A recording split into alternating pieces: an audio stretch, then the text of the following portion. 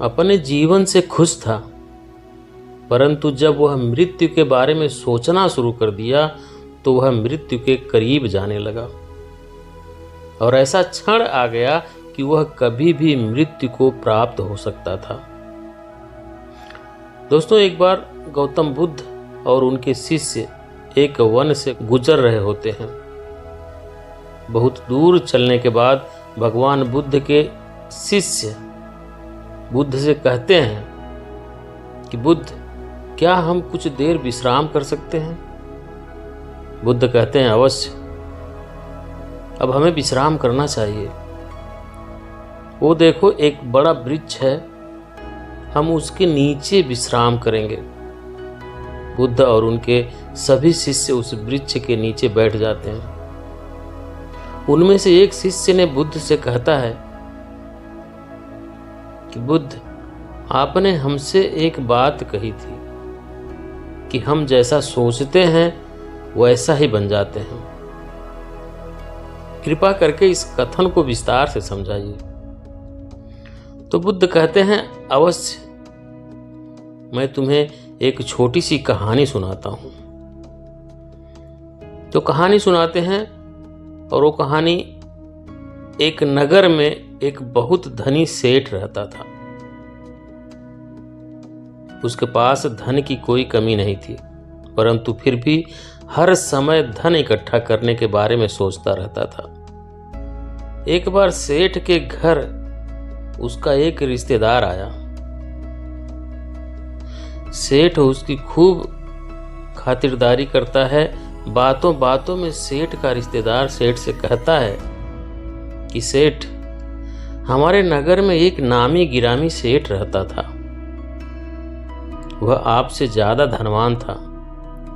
वह सेठ पूछता है, पर तुम एक बात बताओ, तुम उसे रहता था क्यों कह रहे हो? सेठ का रिश्तेदार कहता है, रहता था मैं इसलिए कह रहा हूं क्योंकि वह अब जीवित नहीं है, वह मर चुका है। सेठ बेचारा धन को इकट्ठा करते करते वह यह भी भूल गया कि मृत्यु नाम की चीज होती है। सेठ को भी आती है। सेठ उस व्यक्ति से पूछता है, क्यों, क्या कारण हुआ जिससे उसकी मृत्यु हो गई?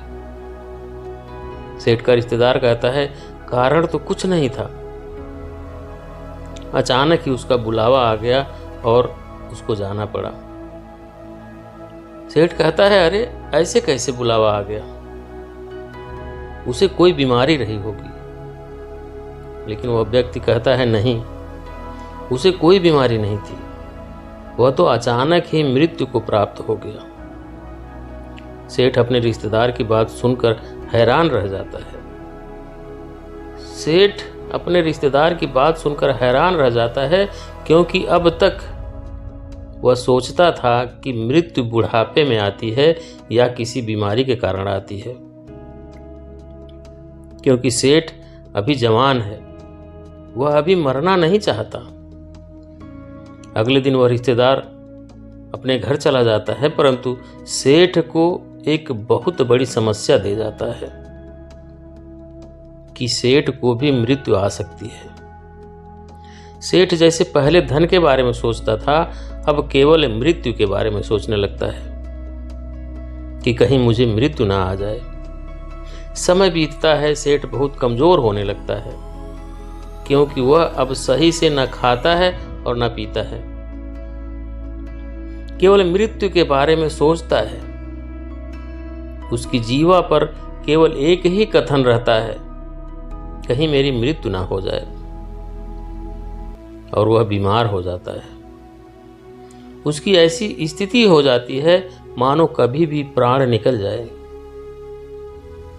सभी लोग उस सेठ की ऐसी हालत देखकर बड़े आश्चर्यचकित होते हैं, क्योंकि उन्होंने देखा था वह सेठ हमेशा खुश रहता था। उसके पास धन की कोई कमी नहीं थी, पर अब इसको क्या हुआ? अब सेठ कहीं आता जाता नहीं है, केवल एक जगह लेटा रहता है। उस सेठ की हालत देखकर उस सेठ का एक मित्र एक सन्यासी को उस सेठ के पास ले आता है और कहता है, सुनो, यह बहुत प्रसिद्ध सन्यासी हैं, तुम अपनी समस्या इन्हें बताओ, ये उसका जरूर समाधान बताएंगे। वह सन्यासी उस सेठ से पूछते हैं, क्या हुआ? मैं तुम्हें पहले भी देखा हूं, परंतु तुम इतने कमजोर कैसे हो गए? कौन सी चिंता तुम्हें खाए जा रही है? सन्यासी की बात सुनकर वह सेठ सन्यासी से कहता है, मैं मृत्यु को प्राप्त नहीं होना चाहता हूं, कहीं मुझे मृत्यु ना आ जाए। सेठ की बात सुनकर वह सन्यासी मुस्कुराकर बोले, अच्छा, तुम्हें मृत्यु का भय है? वह सेठ कहता है, हाँ, मेरे पास इतना सारा धन है, इसका उपयोग कौन करेगा?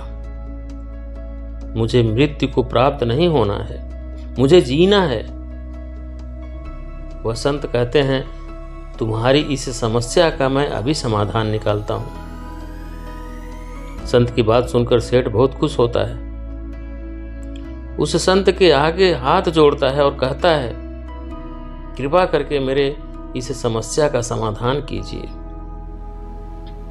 वह संत उस सेठ से कहते हैं, मैं तुम्हें एक मंत्र देता हूं। वह संत उस सेठ से कहते हैं, मैं तुम्हें एक मंत्र देता हूं, तुम बस इसका उच्चारण भीतर भी और बाहर भी करना।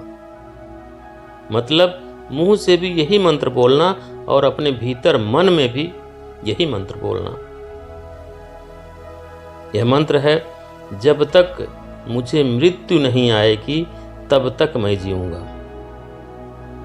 जब तक मुझे मृत्यु नहीं आएगी तब तक मैं जीऊंगा। तुम इस मंत्र को 7 दिन तक लगातार जपना। मैं 7 दिन बाद आऊंगा।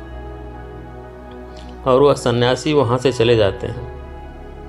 7 दिन बाद वह सन्यासी आते हैं तो वह देखते हैं कि सेठ स्वस्थ होने लगता है और सेठ उस सन्यासी को देखकर उनके चरणों में गिर पड़ता है और उनको धन्यवाद कहता है। वह सेठ कहता है, आपके मंत्र ने कमाल ही कर दिया।